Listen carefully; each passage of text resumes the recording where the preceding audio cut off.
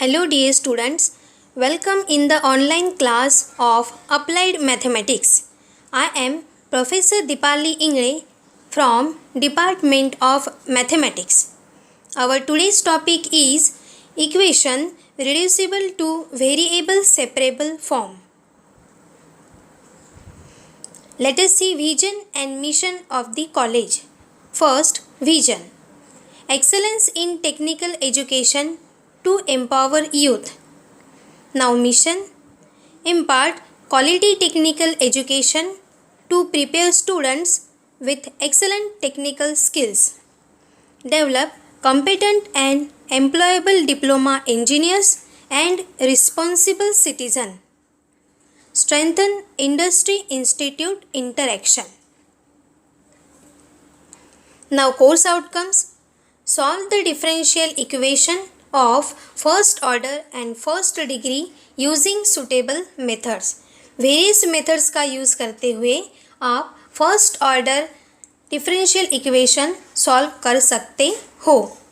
Now learning outcomes. After watching this video, you will be able to define equation reducible to variable separable form. Use formula of integration and find the solution of differential equation. आप इस method का use करते हुए differential equation का solution find कर सकते हो and वहाँ पे आप फॉर्मूला भी यूज़ कर सकते हो इंटीग्रेशन का. So let us start our today's class on equations reducible to variable separable form by suitable substitution. So dear student, आज फिर से हम वेरिएबल सेपरेबल फॉर्म इक्वेशन देखने वाले हैं, लेकिन उससे पहले हमें रिड्यूस करना पड़ेगा सेपरेबल फॉर्म में. यानी प्रीवियस वीडियो में हमने कैसे एग्जांपल्स देखे, examples on variable separable form.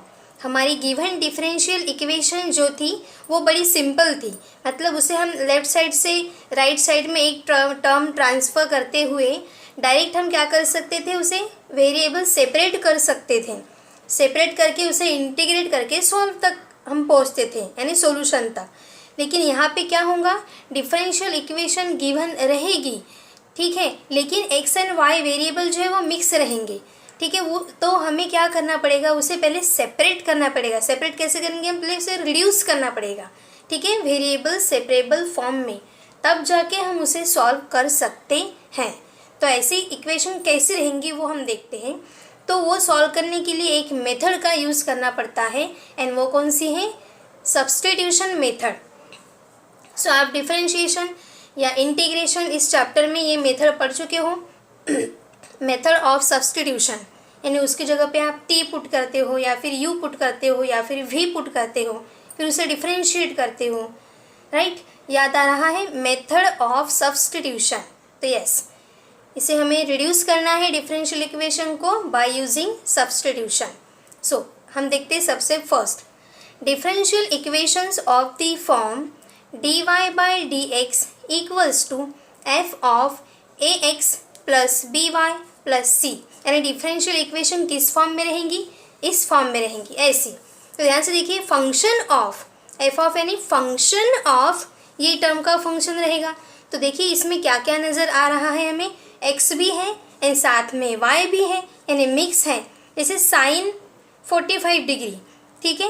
तो लेकिन यहाँ पे देखिए साइन ऑफ अगर ब्रैकेट में x वेरिएबल भी है एंड y वेरिएबल, यानी 3x स्क्वायर प्लस 2y, अगर ऐसी टर्म दे दी प्लस कांस्टेंट टर्म, तो उसमें क्या हो जाएगा, x and y variable mix हो जाएगा ना.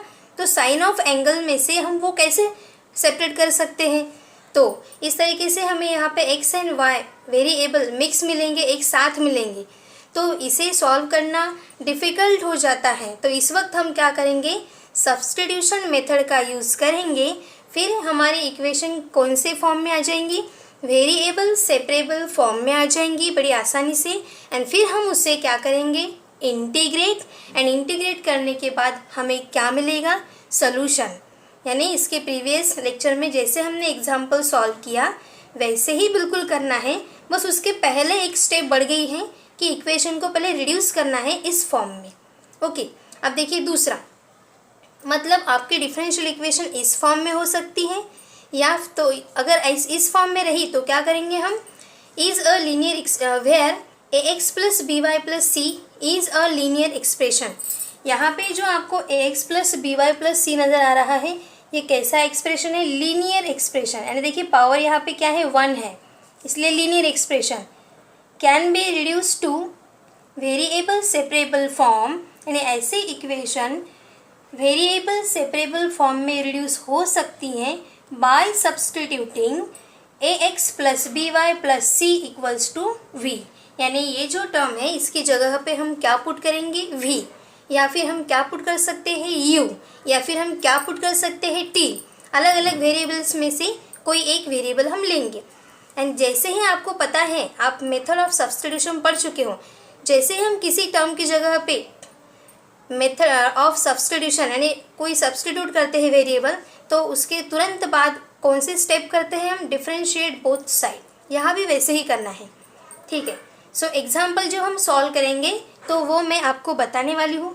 नेक्स्ट देखिए, या तो इस फॉर्म में डिफरेंशियल इक्वेशन रहेंगी या फिर इस फॉर्म में। Differential equations of the form dy by d x equals to f of y by x.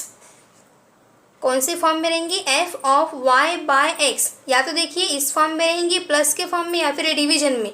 तो देखिए function of y by x, यानी यहाँ भी y एंड x मिक्स में है, डिवीजन में है, ठीक है। तो इसे क्या करना पड़ेगा, पहले रिड्यूस करना पड़ेगा। So are reduce to variable separable form by substituting y by x equals to v, ठीक है। तो इस तरीके से हमारी डिफरेंशियल इक्वेशन इस दो फॉर्म में हो सकती है। सो डियर स्टूडेंट, इसकी जगह पे क्या रखेंगे हम, v, और इसी की जगह पे क्या रखेंगे हम, v। ये कौन सी टर्म है जिसमें x एंड y साथ साथ में है, x एंड y साथ साथ में है, जिसे हम अलग अलग रिड्यूस नहीं कर सकते आसानी से, इसीलिए हम कौन से मेथड यूज़ करेंगे, सब्स्टिट्यूशन। तो अब हम यहाँ से क्या करेंगे, अभी हम एक एग्जाम्पल सॉल्व करने वाले हैं। तो आपको समझ में आ गया आपकी इक्वेशन कौन से फॉर्म में रहेंगी, इस दो टाइप में रह सकती हैं। सो अब हम एक एग्जाम्पल सॉल्व करते हैं एंड देखते हैं कि कैसे हम मेथड ऑफ सब्स्टिट्यूशन का यूज़ करते हुए इक्वेशन को सेपरेबल फॉर्म में लेकर आते हैं एंड उसके सॉल्यूशन तक पहुंचते हैं। सो अब हम ये एक एग्जाम्पल सॉल्व करते हैं। Solve dy by d x equals to 4x plus y plus 1 whole square. अब डियर स्टूडेंट, अब हमने पहले वेरिएबल सेपरेबल फॉर्म ये मेथड देखी। अब हम ये second reduce to variable separable form ये मेथड देख रहे हैं। अब आप ध्यान से देखिए, आप दोनों में से कैसे आइडेंटिफाई करेंगे कि वेरिएबल सेपरेबल है या रिड्यूस टू वेरिएबल सेपरेबल है। So dear student, variable separable method जो है वो देखते ही हम उसे समझ सकते हैं कि आसानी से हम उसे रिड्यूस कर सकते हैं। वेरिएबल एक्स एंड वाई अलग अलग रहेंगे, ऐसे एक साथ नहीं रहेंगे। और यहाँ पे देखिए पूरे ब्रैकेट का पावर में 2 नज़र आ रहा है, मतलब ये पूरी टर्म अंदर है, 4x plus y plus 1 whole square, ठीक है। तो इस ये ax plus b y plus c अभी भी मैंने बताया उस फॉर्म में है। सो अब हमें क्या करना पड़ेगा, इसे सबसे पहले रिड्यूस करना है, फिर सेपरेट करना है, फिर इंटीग्रेट करेंगे एंड लास्ट में हम आंसर तक पहुँचेंगे। सो अब हम लिखते हैं given differential equation is, so given differential equation is dy by dx equals to 4x plus y plus 1 equals to 0। अब ये पूरे वेरिएबल यानी दोनों के दोनों वेरिएबल एक साथ मिक्स हैं, तो हम इसे सेपरेट करना है। तो कैसे करेंगे, 4x प्लस वाई प्लस 1 की जगह पे हम v रखेंगे। आप u t ये वेरिएबल भी रख सकते हैं। So 4x plus y plus 1 only, square की जगह पे नहीं। जो वेरिएबल एक साथ हमें एक जगह पे नज़र आ रहे हैं उसकी जगह पे v रखेंगे, ठीक है। तो सबसे पहले हम इसे इक्वेशन 1 करके डिनोट कर देते हैं। अब put 4x plus y plus 1 equals to v, ये हमने वेरिएबल पुट कर दिया। अब जैसे ही हम कुछ पुट करते हैं किसी टर्म की जगह पे, तो तुरंत बाद कौन सी स्टेप करनी पड़ती है, differentiate this term. Differentiate both side with respect to x। ठीक है, so differentiate with respect to x, हमें दोनों साइड में क्या लगाएंगे, d/dx। So d/dx of left hand side 4x + y + 1 equals to d/dx of right hand side. अब यहाँ पे डेरिवेटिव का हम रूल लगाएंगे, derivative of first, derivative of second, derivative of third. So d/dx of 4x plus d/dx of y plus d/dx of 1 equals to, अब dear student यहाँ पे देखिए derivative of v with respect to x है। अब v constant नहीं है, v क्या है, वेरिएबल है। सो जब यहाँ पे y होता है तो आप डेरिवेटिव क्या लिखते हो, dy/dx। जब यहाँ पे t होता है तो डेरिवेटिव क्या लिखते हो आप, dt/dx। तो जब अब यहाँ पे v है तो हम डेरिवेटिव क्या लिखेंगे, dv/dx। तो इस तरीके से हमें राइट हैंड साइड में मिल जाएगा dv/dx। सो यहाँ पे देखिए 4 × x है, लेकिन 4 तो कांस्टेंट है, कहाँ जाएगा, डेरिवेटिव के बाहर। So 4 × d/dx of x plus यहाँ y का derivative with respect to x dy/dx। So dy/dx plus 1 यानी पूरा कांस्टेंट टर्म है, एंड कांस्टेंट टर्म का डेरिवेटिव क्या होता है, 0 इक्वल्स टू dv/dx। अब 4 x का derivative with respect to x क्या होता है, 1। सो 4 × 1 यानी क्या रह जाएगा यहाँ पे, 4। ठीक है, मैं लिखती हूँ 4 × 1 plus dy/dx equals to dv/dx। ठीक है, सबसे पहले क्या किया हमने, ये ब्रैकेट के अंदर जो वेरिएबल एक साथ है उसकी जगह पे v रख दिया, differentiate with respect to x, d/dx दोनों साइड में लगा दिया। यहाँ डेरिवेटिव का rule, derivative of first plus derivative of second plus derivative of third, v का derivative with respect to x क्या होता है, dv/dx। 4 कांस्टेंट है इसलिए डेरिवेटिव के बाहर चला गया, एंड x का derivative with respect to x 1 plus y का डेरिवेटिव dy/dx, कांस्टेंट टर्म का डेरिवेटिव 0 इक्वल्स टू dv/dx। अब 4 × 1 क्या होगा, 4। तो अब हम यहाँ पे सॉल्व करते हैं साइड में, 4 × 1 4 plus dy/dx equals to dv/dx। इस तरीके से हमें ये मिल गया है। ठीक है, सो ये स्टेप तक पहुंचने के बाद डियर स्टूडेंट अब ध्यान से देखना है यहाँ पे करना क्या है। आपने इसकी जगह पे v रख दिया, इसे सॉल्व कर लिया, और ध्यान से देखिए राइट हैंड साइड में क्या मिल रहा है, dv/dx। अब जब आप इस टर्म की जगह पे v रखोगे तो ये इक्वेशन 1 में, तो ये क्या हो जाएगा, v का स्क्वायर। तो डियर स्टूडेंट अब ये जो लेफ्ट हैंड साइड में आपको dy/dx नज़र आ रहा है, इसे हमें हटाना पड़ता है, क्योंकि अभी हमने कौन सा वेरिएबल का यूज़ किया हुआ है, v। तो यहाँ पे dy/dx नहीं चाहिए, क्या चाहिए, dv/dx। तो वो कैसे मिलेगा हमें, तो याद रखिए जब भी हम किसी टर्म की जगह पे v रखते हैं एंड उसे डिफरेंशिएट करते हैं तो वहाँ पे हमें dy/dx की वैल्यू मिलती है। तो यहाँ इस टर्म के ऊपर से हम dy/dx को अलग करेंगे, मतलब dy/dx की वैल्यू फाइंड करेंगे। सो क्या मिलेगा यहाँ पे, देयरफॉर dy/dx इक्वल्स टू, ये as it is dv/dx, and ध्यान से देखिए ये +4 है, उस साइड में जाएगा तो क्या हो जाएगा, -4, एंड इस तरीके से हम dy/dx की वैल्यू तक पहुंच गए हैं। सो स्टूडेंट ये स्टेप आपको याद रखनी है, यहाँ तक हर प्रॉब्लम में यहाँ तक पहुँचना ही है हमें। इसकी जगह पे v रखेंगे एंड डिफरेंशिएट करने के बाद हमें क्या फाइंड करना है, dy/dx की वैल्यू, dy/dx की वैल्यू क्या निकालना है हमें, dy/dx की वैल्यू। अब ये दोनों ही टर्म उठा के कहाँ पे रखना है, इक्वेशन नंबर 1 में। ध्यान से देखिए मैं इसे चाहे तो इक्वेशन नंबर 2 कह देती हूँ एंड ये क्या है हमारा equation number 3।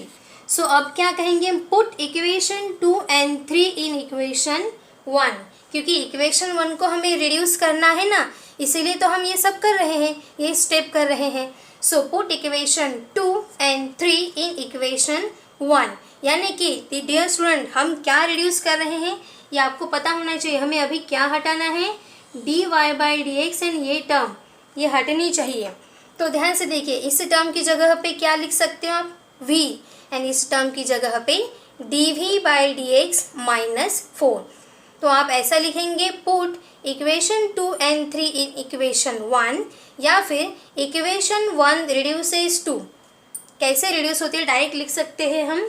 So put equation 2 and 3 in equation number 1। So therefore equation 1 implies क्या मिलेगा, अब ध्यान से देखिए, दूसरा हाथ हम इक्वेशन 1 पे रखेंगे। सो लेफ्ट हैंड साइड में क्या नज़र आ रहा है आपको, dy बाई डी एक्स, लेकिन इसकी वैल्यू तो हमने फाइंड की है, क्या है ध्यान से देखिए, dy बाई डी एक्स की वैल्यू ये है dv by d x minus 4। तो इसे dy बाई डी एक्स की जगह पे आप ये वैल्यू रख सकते हो। ध्यान से देखिए, मैं यहाँ पे हाथ रख रही हूँ, अब ये वैल्यू जो है यहाँ पे रखेंगे। सो क्या मिलेगा हमें, dv by d x minus 4। Yes, चलिए लेफ्ट हैंड साइड खत्म हो गया, अब इक्वल का साइन आ गया।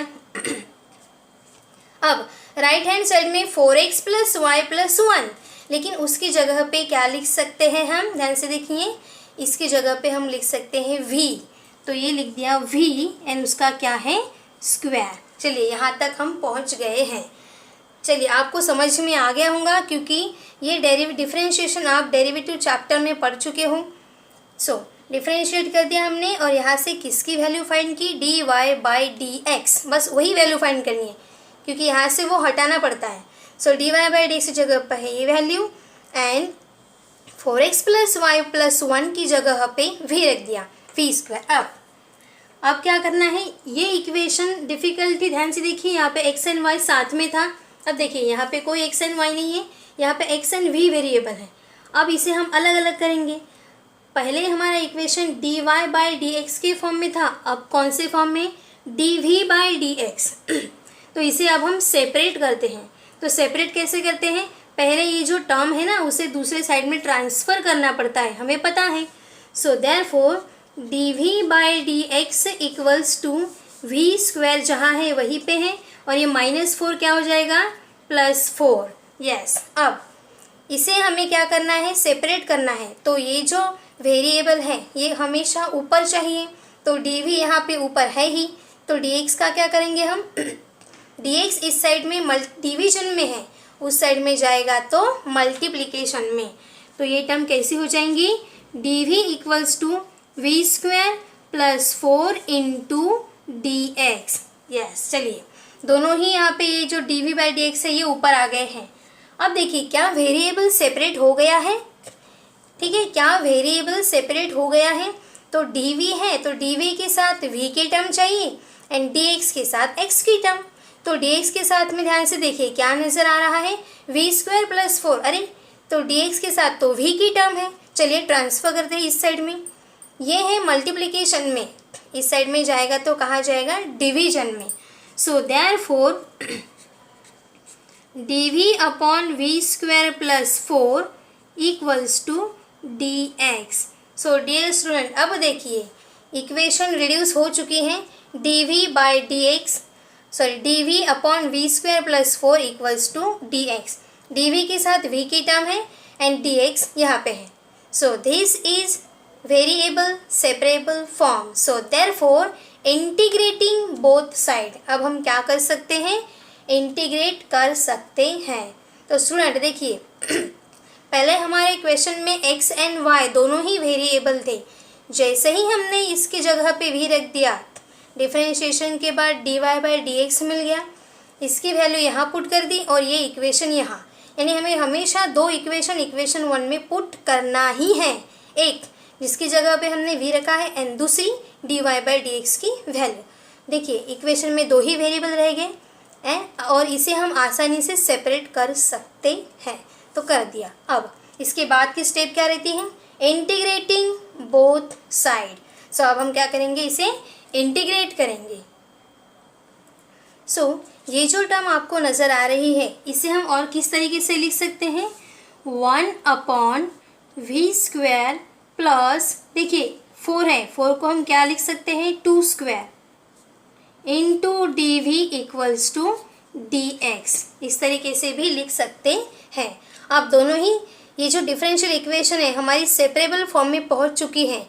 तो अब हम क्या करेंगे, integrating both side. So therefore integrating both side, so we get integral 1/v² plus 2² dv equals to integral dx। यहाँ पे इंटीग्रेशन ऑफ dx है, मतलब इंटीग्रेशन ऑफ 1 dx। ओके, सो अब डियर स्टूडेंट यहाँ पे ध्यान से देखिए, इंटीग्रेशन का कोई फॉर्मूला लगता ही है। तो यहाँ कौन सा फॉर्मूला लग रहा है, तो जिस तरीके से आपको ये टर्म नज़र आ रही है उसी तरीके का फॉर्मूला यहाँ पे अप्लाई होगा। सो यहाँ पे ध्यान से देखिए, मैं लिख रही हूँ बाय यूजिंग इंटीग्रल 1/v यानी वेरिएबल है, सो फॉर्मूले के लिस्ट में x² एंड 2 यानी कांस्टेंट है, a² dx ये फॉर्मूला प्रेजेंट है।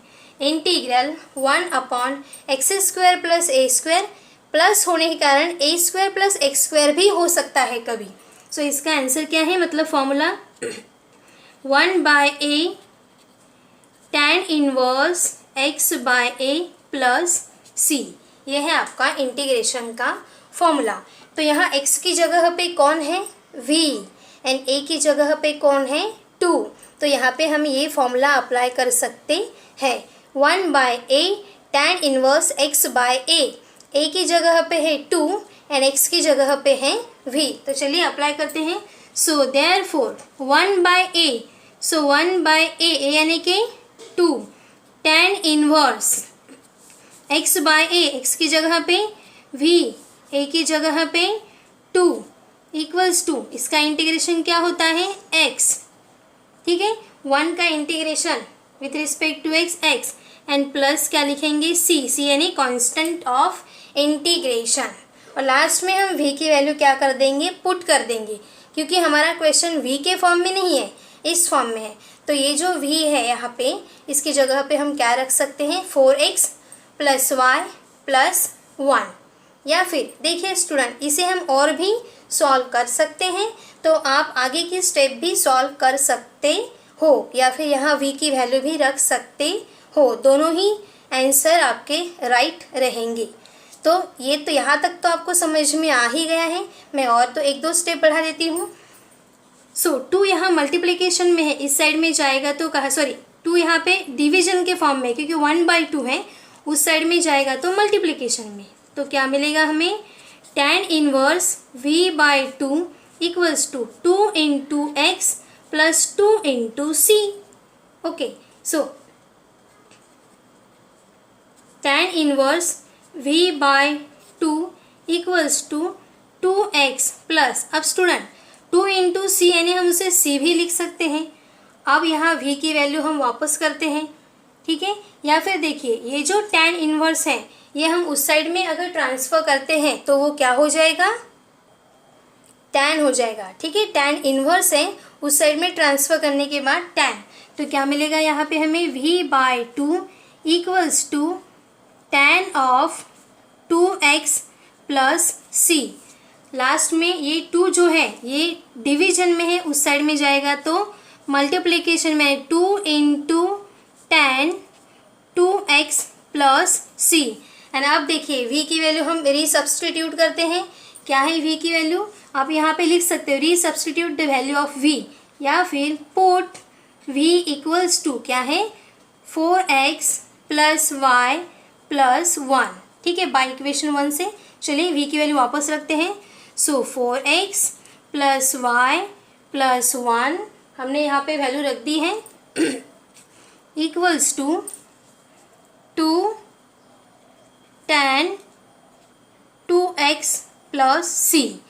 यहाँ तक हम पहुँच गए हैं एंड ये क्या रहेगा हमारा required solution, is the required solution. हम यहाँ पे लिख सकते हैं is the required general solution, is the required general solution. So dear student, examples को आपको ध्यान से देखना है। जब आप इसकी प्रैक्टिस करेंगे रिपीटेडली, तब जाके आपके कंसेप्ट और भी क्लियर हो जाएंगे एंड आप सारे एग्जाम्पल्स आसानी से सॉल्व कर सकते हो। अभी ध्यान से देखिए, मैं और एक बार बता रही हूँ। यहाँ तक तो आप सभी को पूरा क्लियर ही हो गया है, फिर भी एक बार इक्वेशन को सबसे पहले लिखना है। जहाँ भी हमें लगता है कि वेरिएबल मिक्स नज़र आ रहे हैं, उसकी जगह पे वी रख देना है। आप और दूसरा वेरिएबल भी रख सकते हो। और जब भी हम यहाँ पे कुछ वेरिएबल पुट करते हैं, तुरंत दूसरी स्टेप कौन सी रहती है? Differentiate with respect to x. Important है, डिफरेंशिएट करना ही है। और हमारे दिमाग में एक बात रखनी है, यहाँ से किसकी वैल्यू फाइंड करनी है? After differentiation dy by dx तक पहुँचना है, क्योंकि हमें ये भी हटाना पड़ता है, ये दोनों जो अंडरलाइन किए हैं और यहाँ पे राउंड में है। सो डिफरेंशिएट करने के बाद कांस्टेंट को बाहर निकाल दिया। यहाँ कांस्टेंट का डेरिवेटिव 0, y का dy बाय dx, इस तरीके से dy बाय dx +4 उस साइड में चला गया -4। अब ये दोनों ही वैल्यू उठा के यहाँ पे पुट कर दी। देखिए, ये फर्स्ट और ये दोनों अपनी अपनी जगह पे, यहाँ पे रख दिया v एंड यहाँ पे रख दिया dv बाय dx -4। आसान इक्वेशन तक पहुँच गए हैं। अब इसे सेपरेट करना है तो पहले ये अकेले टर्म को हटाना पड़ेगा। 2 टर्म है ना यहाँ पे, एक टर्म को हटाओ +4। अब ये डिवीजन में है, मल्टीप्लिकेशन में। ये तो v की टर्म है, ये तो v के साथ होनी चाहिए। चलिए, मल्टीप्लिकेशन में है, डिवीजन में। इस तरीके से सेपरेट हो गया। इंटीग्रेटिंग बोथ साइड, इंटीग्रेशन करने के बाद हमें पता चल रहा है यहाँ तो फॉर्मूला अप्लाई हो रहा है। कौन सा फॉर्मूला है? Integral 1/x² + a², 1/a tan inverse x by a। यहाँ x की जगह पे है v एंड a की जगह पे है 2। फॉर्मूला अप्लाई कर दिया। उसके बाद में यहाँ आप डायरेक्ट v की वैल्यू रख सकते हो। आपका प्रॉब्लम यहाँ भी एंड हो सकता है, वो भी आपका करेक्ट आंसर है। लेकिन कभी हो सकता है ऑप्शन में ये आंसर दिया जाए।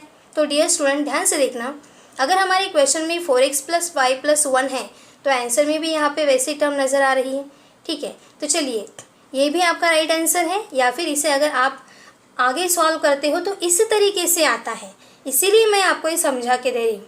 2 है डिवीजन में, मल्टीप्लिकेशन में चला गया। और 2 × c, कांस्टेंट को कोई भी नंबर से मल्टीप्लाई करो, आंसर लास्ट में कांस्टेंट ही रहेगा ना, तो इसलिए यहाँ पे c। अब tan इनवर्स है, मैंने ट्रांसफ़र कर दिया तो इन्वर्स निकल जाता है tan। लास्ट में 2 डिवीजन में, मल्टीप्लिकेशन में एंड v की वैल्यू पुट। तो इस तरीके से आपको एग्जाम्पल सॉल्व करने हैं। सो वीडियो को स्टॉप करना है, समझना है, और नेक्स्ट वीडियो में मैं और एक एग्जाम्पल जो y/x के फॉर्म में है वो समझा के देने वाली हूँ और फिर आपको असाइनमेंट मिलेगा। सो अब देखते हैं POs यानी प्रोग्राम आउटकम्स। इस चैप्टर में कौन से PO सेटिस्फाइड होते हैं? So first, basic and discipline knowledge, ये PO यहाँ पे सेटिस्फाइड होता है।